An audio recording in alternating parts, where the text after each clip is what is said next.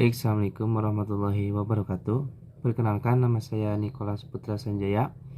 Saya dari kelas 2B akan kembali mereview materi hukum pidana yang disampaikan oleh Profesor Dr. Henny Nuraini pada pertemuan keempat ini eh, membahas tentang elemen atau unsur delik. Elemen atau unsur delik itu ada 5 macam. Yang pertama, tidak terdapat dalam rumusan delik, dan yang kedua, hal yang dapat dipertanggungjawabkan sesuatu tindakan atau suatu akibat terhadap pelakunya terhadap akibat yang ditimbul, dan hal dapat disalahkan berdasarkan unsur kesengajaan atau kealpaan.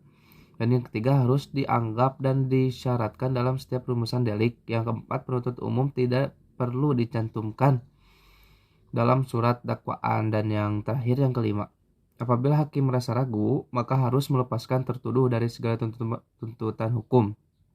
Nah, selanjutnya ada teknik atau cara merumuskan tindak pidana. Yang pertama, hanya memberikan nama yuridis atau kualifikasi tanpa menyebut unsur-unsurnya. Misalnya pasal 351, 297, 184 KUHP. Yang kedua, hanya menentukan unsur-unsurnya tanpa memberikan kualifikasinya atau nama yuridisnya. Misalnya pasal 281, 305 KUHP. Dan yang ketiga, yang terakhir, memberikan kualifikasi dan unsur-unsur serta nama yuridisnya. Misalnya pasal 362, 372, 378 KUHP. Nah, selanjutnya ada subjek tindak pidana. Yang pertama, hanya manusia untuk tindak pidana umum. Yang kedua, manusia dan korporasi untuk tindak pidana umum dan khusus. Nah, selanjutnya ada jenis-jenis tindak pidana. Jenis-jenis tindak pidana itu ada 2 macam. Yang pertama, menurut KUHP, kejahatan atau misdelivision dalam buku II pasal 104 sampai 488 KUHP.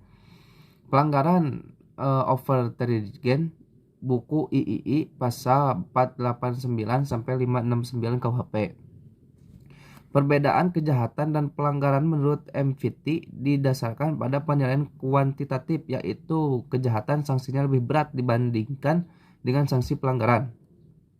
Selain itu juga didasarkan pada kualitatif, pada bahwa kejahatan yakni delik hukum atau reh delik. Pelanggaran yakni delik undang UU, wets delik malakbaya. Menurut doktrin, delik formin dan delik material, delik komisionis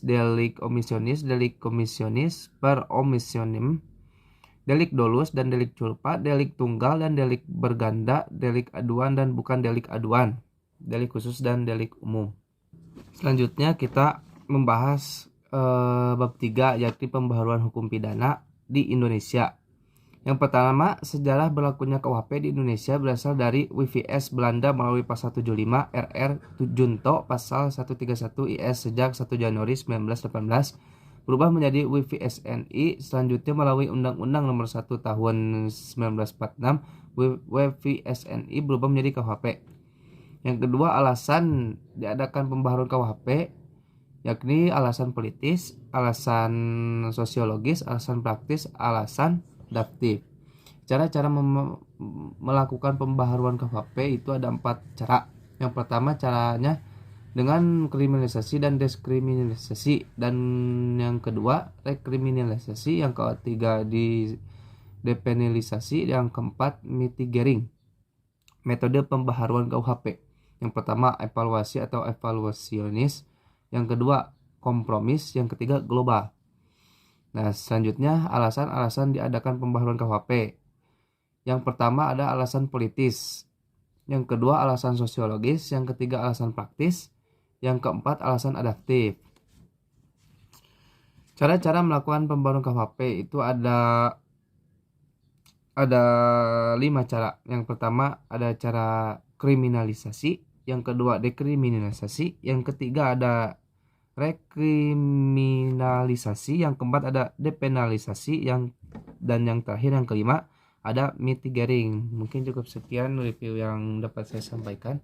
Kurang lebihnya mohon maaf. Assalamualaikum warahmatullahi wabarakatuh.